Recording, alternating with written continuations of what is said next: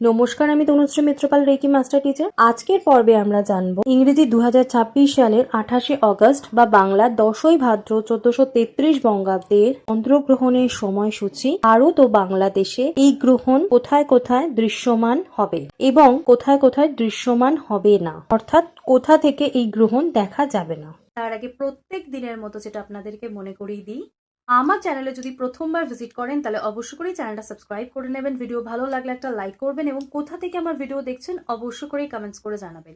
তার সাথে সাথে বলবো, যারা আমার চ্যানেলকে সাবস্ক্রাইব করছেন তারাও তাদের নাম আমার সাথে শেয়ার করতে পারেন। আপনাদের ভালো লাগা, আপনাদের খারাপ লাগা, আপনাদের সমস্ত কিছু আমার সাথে শেয়ার করতে পারেন, তাহলে কিন্তু আমার খুব ভালো লাগবে। 2026 সালের 28শে অগস্ট একটি আংশিক চন্দ্রগ্রহণ ঘটবে। এটি একটি গভীর আংশিক চন্দ্রগ্রহণ, যেখানে চাঁদ প্রায় 96% অংশ পৃথিবীর গভীর ছায়ায় ঢাকা পড়বে। এই গ্রহণের ফলে চাঁদ কিছুটা তামাটে বা লালচে বর্ণ ধারণ করবে। চলতি মাসের 12ই অগস্ট একটি সূর্যগ্রহণের ঠিক 15 দিন পর এই চন্দ্রগ্রহণ ঘটবে। ভারতীয় সময় IST অনুযায়ী গ্রহণটি সকাল 6:50 শুরু হবে এবং পুর 12:32 শেষ হবে এবং এর সর্বোচ্চ পর্যায়ে থাকবে সকাল 9:43। তবে এই চন্দ্রগ্রহণ ভারত থেকে দেখা যাবে না। গ্রহণের সময়সূচি ভারতীয় অনুযায়ী গ্রহণের শুরু হচ্ছে সকাল 6:53 28শে অগস্ট 2026। সর্বোচ্চ অংশ হবে সকাল 9:43 আর গ্রহণের সমাপ্তি হবে দুপুর 12:32। বাংলাদেশের সময় অনুযায়ী গ্রহণের সময়সূচি তারিখ হচ্ছে 28শে অগস্ট 2026।